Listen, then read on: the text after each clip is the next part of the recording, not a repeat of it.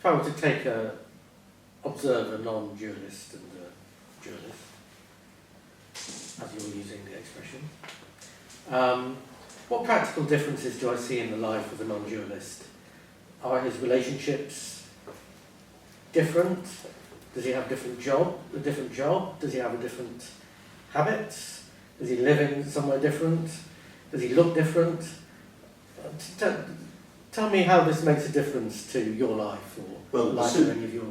Yeah, the simplest question is not necessarily any difference at all. This isn't about making a difference to anybody's life. It's not what it's about. I mean, it's not, it's not this isn't therapy. It's I didn't ask what it was about so much. It was, I suppose, more, why does it matter? It doesn't. It doesn't matter? No, it doesn't matter. If it mattered, I suppose it would just be like everything else, I meditate maybe to have a calmer mind or whatever, or to reach a higher level of enlightenment, whatever. It doesn't matter. No. But do you think your life is suspicious? I'd be highly suspicious of anyone. People take different approaches to this as they take different approaches to everybody. I'd be highly suspicious of somebody who suggested that this mattered.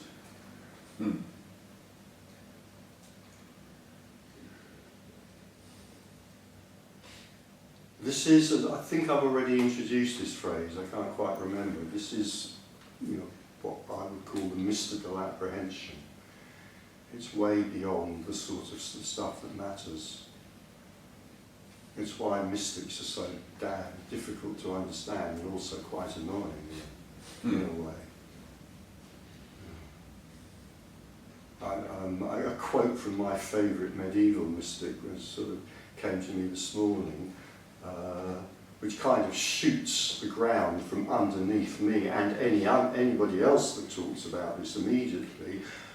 She wrote, "There is nothing I can tell you of this except it is a lie," which is a pretty harsh thing to say. But in a way, as soon as we start talking about this, it's misleading. But, so what?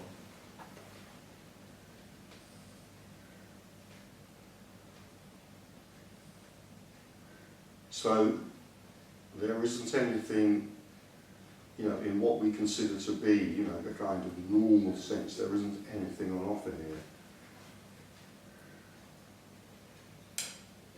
Do you mind if I carry on? Yeah, go ahead. But you must have observed yourself and presumably other people who are non-dualists, you must have observed them, and you've observed the rest of the world. So this is simply an empirical question, which is, in your experience, do you observe different things in one group as against the other group? Yeah, I would say there are some commonalities. It's very dangerous ground to step onto, but it's also a kind of very natural thing to ask, of course, when people ask this and people talk about this. Yeah, I would say there are some commonalities, and not reliably so by any means, but there are some commonalities, when this is seen. I mean, one thing, for example, I think I talked about this already a little bit time, the sense of past time tends to collapse, not in the sense of Alzheimer's or senility, the information doesn't disappear, but the kind of emotional importance that's attached to it tends to collapse. And so if you think of feelings that are very much to do with a strong sense of the past, feelings like, for example, guilt and regret. Well, no, let's just stick with those two because they're the most obvious ones. So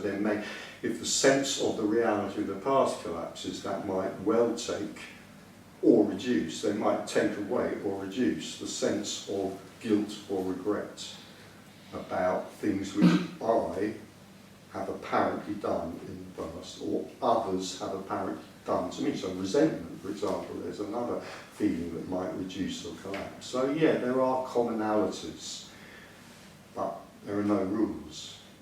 Yeah.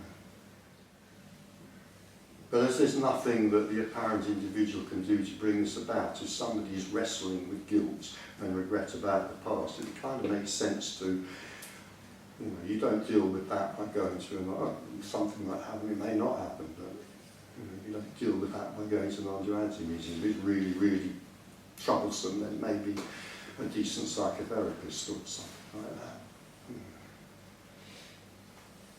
So this isn't utilitarian. But the mind, the mind's always looking for, what am I going to get out of this? Does it mean you don't worry about things anymore? Well, it means I don't worry about things anymore. It doesn't mean that worry doesn't happen. Oh, right. There's a big distinction. I mean, this is the collapse of the one who worries, but worrying can still happen. Yeah, it can do. Yeah. Anything that happened before can happen. There are some things that happened before that are less likely or unlikely to happen. But what we're really talking about is the seeing that they don't happen for anyone. So it connects with the last question, so when, it's kind of dangerous territory to go on to because it's starting to dangle carrots and so forth, but it's also a very natural area to get into and very natural questions, both of these questions. So, when the person who is assumed to own the worry, the anger, let's take the three most obvious uncomfortable feelings, anger, sadness, and fear or anxiety. So when the one who apparently owned all those feelings when they came up collapses, right, anger, fear, and sorrow can still arise, but for no one. So, well, what the hell does that make? And well, yes, in practice, it can very much make a difference because when there's the sense of a person who owns these things there, then very often these uncomfortable feelings, they're not negative feelings, but they're uncomfortable feelings, can take on, I'll call them unhealthy feelings in the sense that they're more painful and they're more difficult. And what happens is they tend to last longer because well, let me put it this way, if anger is experienced in its kind of pure state, it doesn't tend to last very long. It tends to move through the system.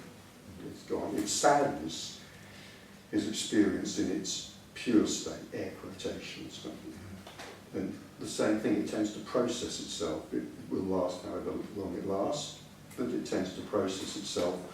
And you could say the psychophysical system is capable of kind of processing it healthily. But when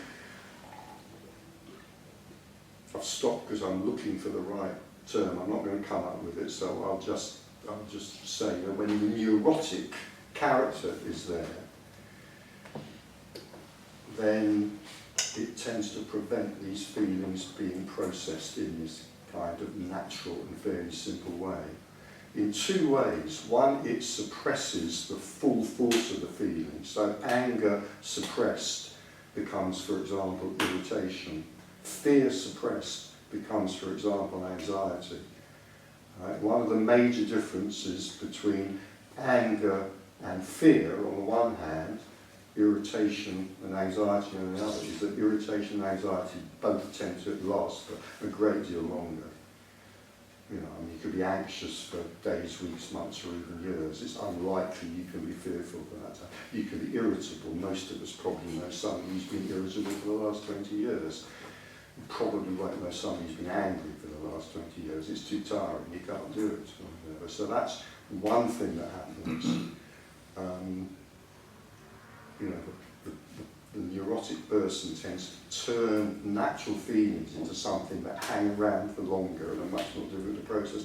The other thing that goes with that, I talked about this before, the other thing that the neurotic person does is they attach the feeling, let's say anger, to a story in the head. And the story in the head keeps the feeling going, and the feeling keeps the story in the head going, which is another reason that neurotic feelings like irritation can go on and on and on and on, because it was so-and-so that irritated me, and ba ba ba ba ba ba ba. Long story in the head, going on for days perhaps. 40 years ago, somebody upset Yes, me. it can easily be that. I've forgotten it, never forgiven them. Yeah, it could be something that happened when I was 5 actually. And you know, my big sister got given that and I got given something inferior or whatever. So that's the kind of, one of the, there are many problems in being a person, but this is some of the major problems.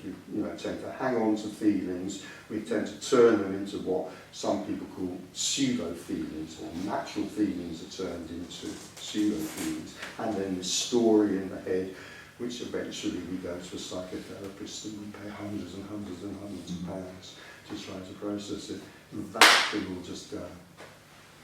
When the apparent person who's holding on to all of this, here I am, I'm holding these beautiful stories of resentment and injustice in my hands, and when the person disappears, taking with them the hands which are holding on to the resentment, then you tend to get just a much more natural flow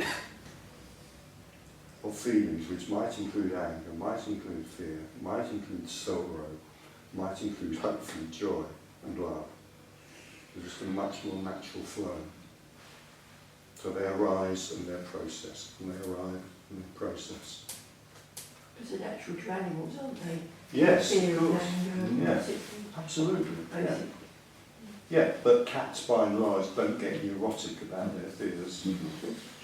Yeah, and dogs by and large don't turn their anger into irritation. Yeah. Yeah. So you get, I would say, quite a lot of poisonous teaching in, particularly on the sort of some of the spiritual paths. You get what is sometimes called poisonous pedagogy, where it's suggested. And I mean, I've come across this, with some speakers who say they're talking about non-duality, where it's suggested that we have to rid ourselves. We, who don't exist, have to, I don't know where have to comes from, but we have to rid ourselves of all of these, in inverted commas, negative emotions and feelings. And until we've done that, then, we need to come to the speaker who's telling us this and go on listening to them.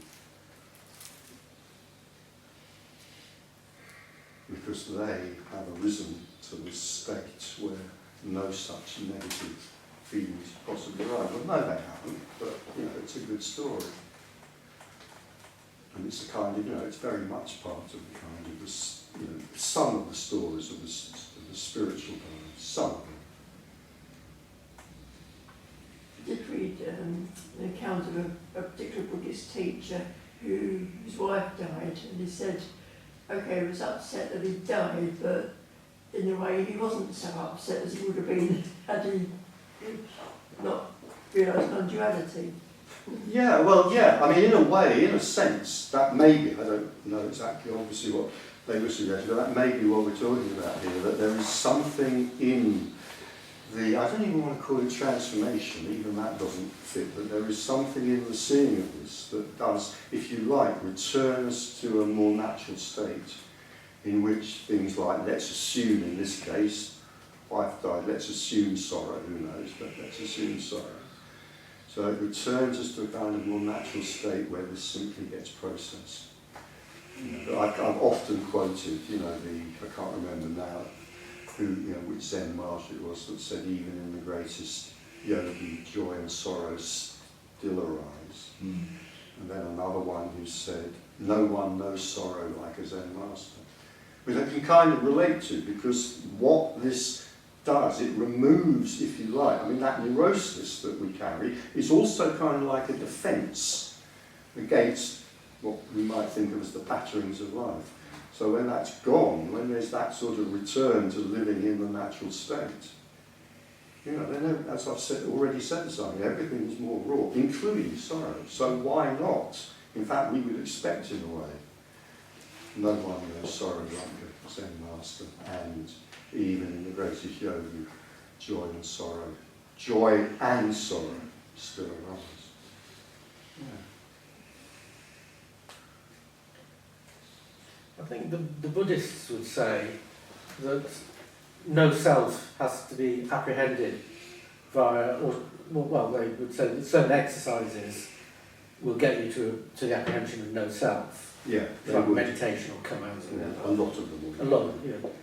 Do you support that view? Do you? No. No. No. Do you think it's helpful? These things are helpful or unhelpful? What things? Oh, I don't know. I mean, things the Buddhists do. Psychotherapeutically, yes, in some cases.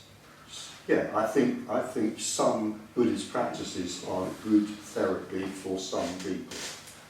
Yeah, I think a lot of Buddhist practices which are very popular are a damn sight more difficult to practice than people think, and sometimes that's acknowledged. I mean, mindfulness has kind of become astonishingly popular, incredibly quickly. And I'm not here. I'm not dissing mindfulness. I know people who, feel that they've had benefit from mindfulness, but also there are mindfulness teachers who acknowledge that it's not an easy practice. But yeah, I mean, practice is practice. I've never been a Buddhist. I've flirted with Buddhism for many, many years, and somehow we've never quite managed to tie the knot. Me and Buddhism somehow, I don't know what it was. I don't know whether Buddhism's parents didn't quite approve of me, but something, A casual affair. It was I object to that. I don't feel it was a casual affair, but somehow we never quite walked up the aisle together. But I meditated for many, many years, and I still think meditation can be, but it's valuable if you find it valuable, So there's nothing here that wants to put down any of that stuff, but the suggestion ultimately that I can do something to reveal to myself that I don't exist is I want to say it's a kind of nonsense, but I very quickly want to follow that by saying that, and again, this is almost like, one of the kind of mantras I occasionally introduce very naughtily into these talks, but you'll recognise it, which is, of course, what happens, happens. What happens, happens. So if an interest in non-duality arises, what happens? It's a mystery. I mean, everything's a mystery, actually, but it's a mystery why that should happen. If there's a walk-in, it tends to usually be in Hampstead for some reason. Hampstead is the vortex of non-duality in the Western world. Do you care about whether people agree with you? If No. so, why? If not, why are you here? No, of course I don't care. I care if, there are occasions in these meetings where, the character Richard does care about what's happening, and particularly if somebody's insulting me. I mean, the worst contretemps I had, I've been giving talks on this for 20 years now, my God, 19 years. The worst contretemps I ever had was actually sitting here in this very room some years ago when a Dzogchen Buddhist told me to fuck off in my own meeting. Yeah, of course, on a level, that's kind of a bit painful being told to fuck off from my own meeting. But in terms of in any other sense, well, no. I'm not trying to achieve anything here because I know there is nothing to be achieved. So what motivated you to come here? Is it? I don't know. I think questions like that I had a very vigorous discussion with somebody in Glastonbury over a cafe table a few months ago, and that's what he couldn't believe that I held these meetings. He couldn't believe that I didn't have the motive of wanting to do good. I mean, he was astonished by that. He said, you must want to help people. No, I mean, I don't see how this... No. And in a sense, I mean, I'd say two things. I hope you don't think I'm trying to slither out of this. I know myself how this bit of the answer could be heard like that. What happens is simply what happens. What happens, we don't need to look for a motivation. What happens is simply what happens. But if we want to kind of not just leave it at that, and I understand how the mind doesn't want to leave it at that, then what are we left with? Well, you know, the thought arises, the feeling arises, oh, it might be nice to book a room in Hampstead for next month and do another tour. It might be nice, do that. Might even pay for the room if enough people come, who knows, and we'll have a cup of tea, and some of us will go to the pub, and, you know, really, seriously, I am highly mistrustful, because there are quite a few out there, or people who present themselves as non-duality teachers, which is a suspicious phrase to start with, because there's nothing that can be taught about this. As non-duality teachers, with the suggestion that I, the non-duality teacher, can help you. You know, I somehow have got something you haven't got, and I can somehow help you to get it. No, absolutely not. Absolutely not. I say that as somebody who years ago followed the Guru with huge devotion for some time, who made that offer. Because that's the offer Gurus always make. And it's fine, it's fine, there's nothing wrong with it, it's an entertainment. My Guru was incredibly entertaining. So was his downfall when we discovered what he was up to. That was even more entertaining.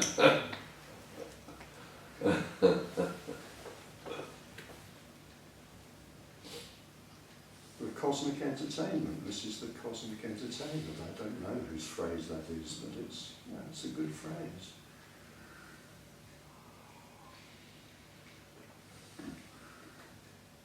But the Dzogchen Buddhist who sat there and told me to fuck off from my own meeting, I know people who've been asked to leave their Buddhist groups when they started talking about this. I know people who've been asked to leave their meditation groups when they've been. Because there is something about this, you know, even without understanding this, because we can't understand it, there is something about it which the sharp, acute mind will recognise as a threat. This is a terrible threat to everything that the kind of character, no, not everything, I'll take that back, but this is a terrible threat to some of the things, particularly the kind of spiritual ideas, etc., that the character holds dear. It's definitely not a threat to everything, but it's a threat to that.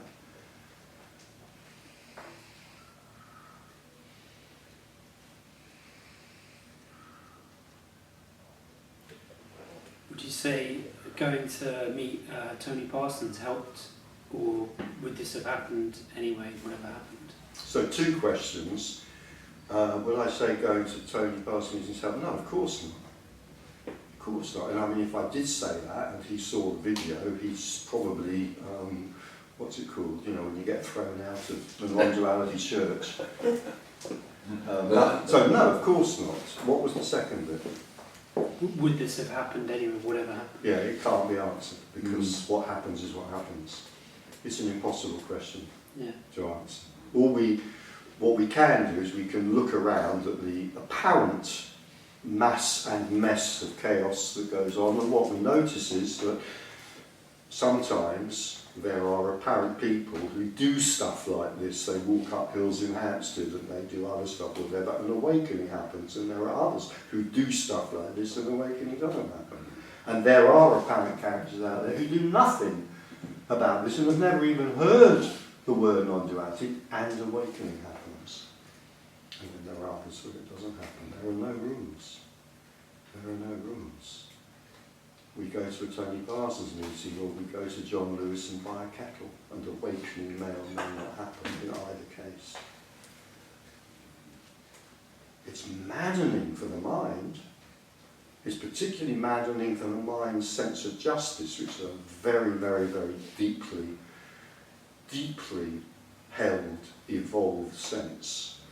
And yes, I know the paradox of the speaker sitting at the front of the room and using the word evolved and yet denying that time exists.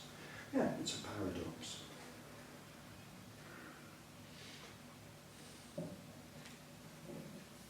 It seems utterly unjust, utterly unfair to the mind, horrible to the mind. So what? You know, the mind does its jabbering. Jabber, jabber, jabber. Mind may go on, when this is seen, the mind may still go on jabbering. It's nonsense, it's just there's no one listening to it anymore. You might still be jabbering away, but all it's nonsense. Are you absolutely sure that you won't be thrown into the fiery pit if you don't embrace Roman Catholicism? Really? I think maybe just a quick trip to the Vatican, just to kind of, you know, a bit of an insurance policy. Yeah. I mean, the man's absolutely mad. Think about the average mind. Well, you can't think about the average mind. You just have to assume that yours is average. It may not be, but let's assume it is. Think about what the average mind comes up with. In the average 12-hour shift, 14-hour shift, 10 hours off, 14 hours on, however long you sleep. A madness that the average mind comes up with.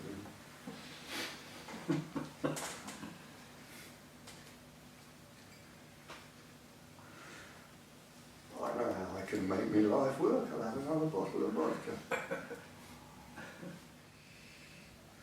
There's something very freeing about this communication. When I say this communication, I'm not talking about what's just coming out of this voice here. I mean this communication in the broader sense that's about non-duality. There's something very freeing about it because it doesn't recognise any authority.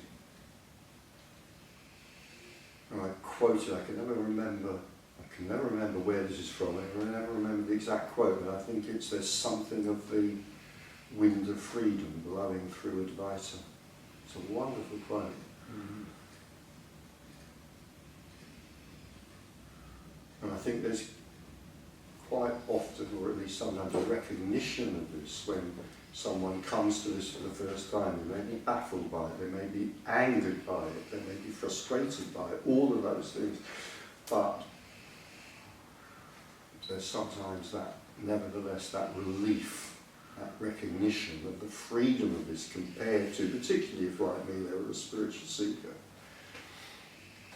this sort of freedom from moralism and rules. How can there be any rules? I mean, you know, we're talking about, well, I want to say the natural state and I want to say nature. We're talking about the only possible divinity. How can there be any rules? Do you know what the process was by which you came to this conclusion? It's not a conclusion. No, there's nothing. I mean, well, for me anyway, you know, I would relate the word conclusion naturally to some sort of idea, theory, change of circumstances in the mind. That's an old phrase, but it comes to me. This is definitely nothing to do with the conclusion. It's got nothing to do with what anybody may think about it. I mean, I'm sure there are awakenings for people, characters, who know nothing about this or anything that we might think of as spiritual, Buddhistic, anything like that, or whatever, and you know, they never come to any conclusions about it whatsoever. It's just a change that may almost not be noticed. I've forgotten what it was that you asked me, I will say. Well, I suppose you have noticed something,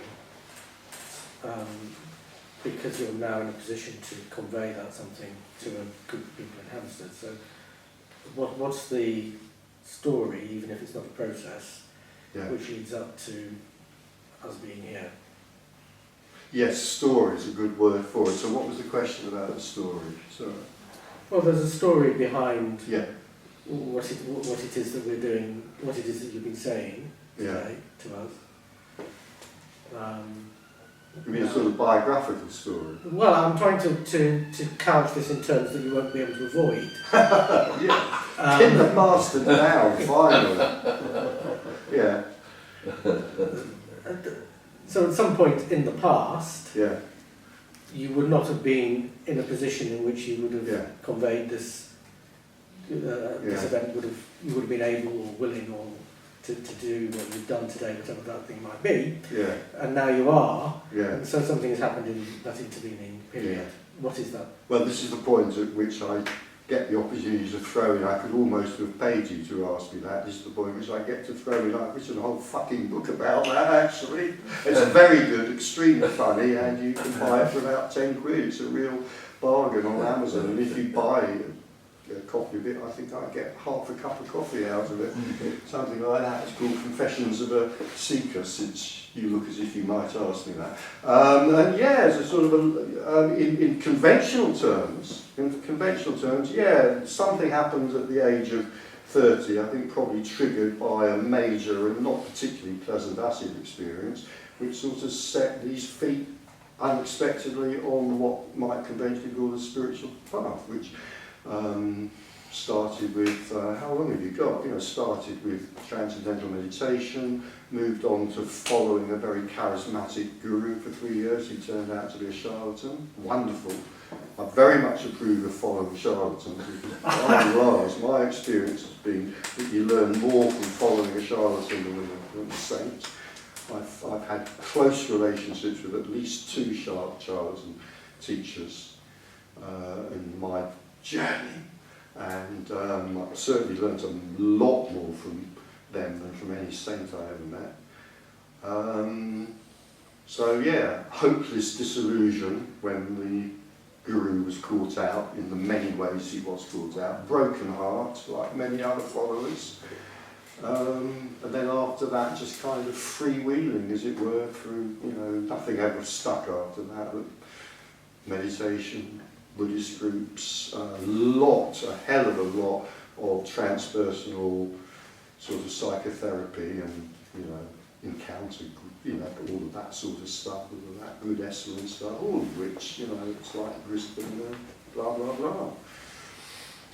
If you want the longer version, 275 tickling pages for a tenner. Yeah, but yeah.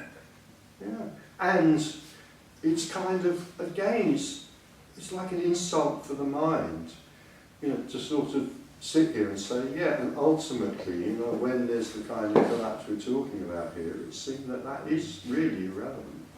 All of that is really irrelevant.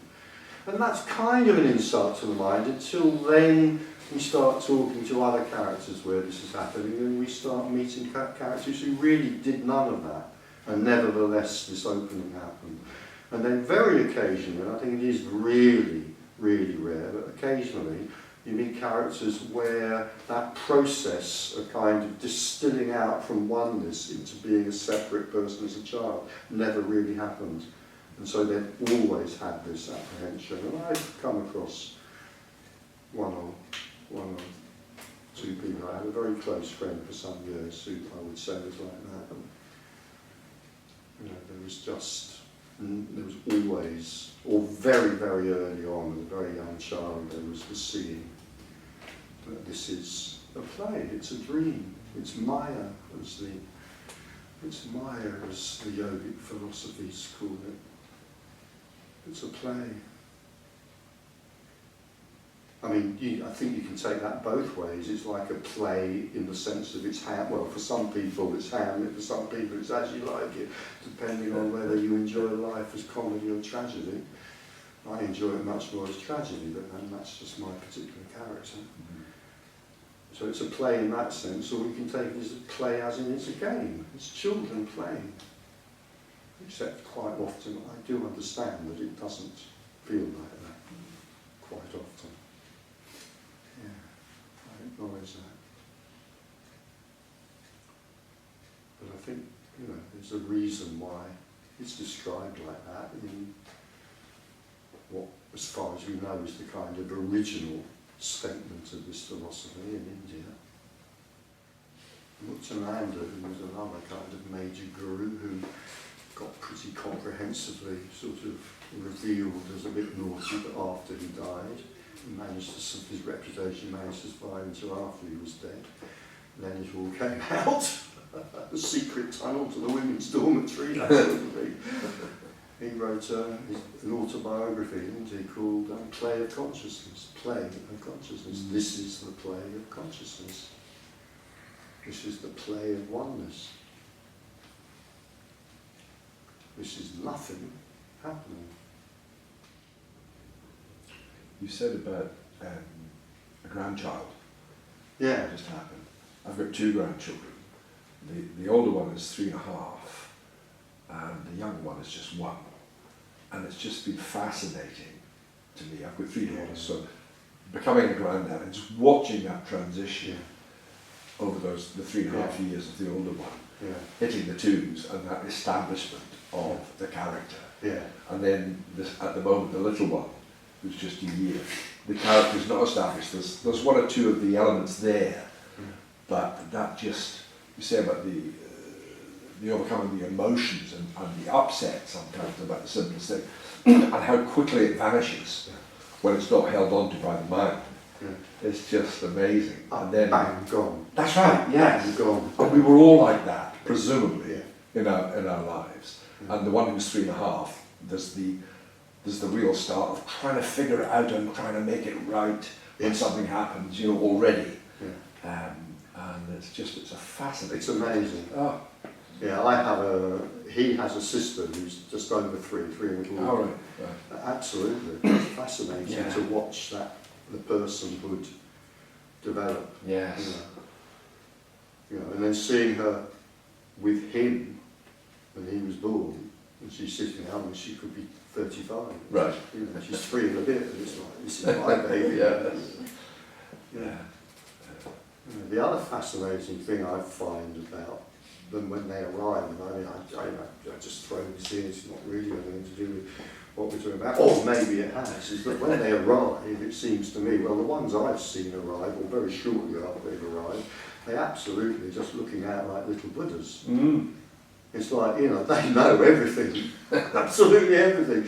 And then they go to sleep for about between 3, 4, 5 or 6 weeks, and they wake up and they've forgotten it all. Yeah. Yes. Absolutely, It's weird. Yeah. Now, I can't imagine anybody making that transition to adulthood without it closing down. But you say you've met somebody. Oh, I've met people where I feel like that sense of separation never really happened, or never fully happened. And usually that causes difficulties, as you might expect when they're growing up, because they don't get why everybody else is taking it so damn seriously, so they don't take part in taking it seriously. So as a result, quite often, they're not very good at succeeding at the stuff that we are supposed to succeed at in conventional terms. But I've met a few people like that. I suspect that JJ, not Yuji, but Jiddu, not JJ, but Jiddu Krishnamurti was probably like that. From the descriptions you get of what he was like when he was picked up on the beach by, what's his name? I can't remember his name. I don't know the story. Was it Olcott? Colonel Olcott. And also just then how he was later on. It's like he never really seemed to understand what was happening to him or what was going on. And I think it's because it was always there as a sort of, he never really separated out in the first place. That's just a guess. But They treated him like a guru, and he didn't want to be. Absolutely, not just a guru, the world teacher. That was rather magnificent of him. I mean, I find it difficult to forgive Krishnamurti for how boring he is. But on the other hand, I will forgive him anything for the fact that he disbanded, what was it called? What was that? What was that bloody organisation they set up for him? The Theosophists? I read about it, it was great fun. It's an incredibly pretentious title, isn't it? Yeah. Well, the Mary Lutchins biography is wonderful. I mean, I can't read him. I just cannot read. I can't listen to him. I can't read him. But the Mary Lutchins biography, I think, is great. Madame Blavatsky. Blavatsky. Oh my God. Yeah. I have a wonderful book called Madame Blavatsky's Baboon, but it's not a good book to read if you revere Madame Blavatsky. It's a bit of a takedown of her. Yeah. I don't know. Yeah. Are there any other speakers, whatever you call them, who you would recommend? Yeah. You don't want me to name them, do you? They're all in. Yes, Tony. Well, yeah, Tony. Yeah. I can think of one or two who have stopped or are dead, so that's no good. You know, there are so many people out there now with, you know, Zoom and obviously and YouTube. I mean, there's an awful lot of speakers now. I just can't comment on them because I haven't watched them. So, you know, but yeah, Tony, definitely. About Jim Newman. Yeah, I was just thinking about Jim Newman. I mean, it's a bit different, but I watched his what do you call it? Not interview, dialogue with Susan Blackmore. Oh, that was interesting. That was good. You know, I mean, I quite like Susan Blackmore as well. But I mean, she's obviously on a different page. Interesting. Yeah. Yeah. We did quite a few Zoom meetings during the lockdown. Yeah. Yeah. It's a strange thing that happens. I mean, you know, that like I said, I mean, I had no interest. I actually came across Tony years and years ago, just after he started speaking, and he was still. I came across him because he was giving his talks in the home of a friend of mine, and I got invited along. And I went along. Absolutely nothing from it whatsoever, apart from a cup of tea and a piece of cake. Went away. Didn't understand a word of it. Didn't want to, didn't talk to me in any way whatsoever, so I just went away. And then literally 2 or 3 years later, there was a bit of a synchronicity, and I have the sort of character that takes notice of synchronicity. I'll have to cut that out of the video later, but nevertheless, I do have that kind of synchronicity, right? That kind of character.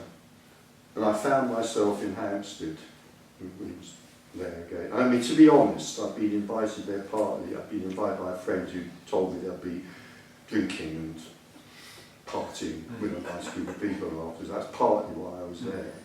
And I can't tell you why. I still didn't understand a word of it, but I was just completely like hooked. And it was like an addiction. So it's a mystery, as I've often said, as other people say, it's a mystery as to why non-duality bites. I just put a new video up on YouTube from here, I can't remember from how long ago, and I've used the title. It's a wonderful phrase, I can't remember who it was, a woman sitting over there. She said, non-duality bites the heart, not the mind. Wonderful, absolutely.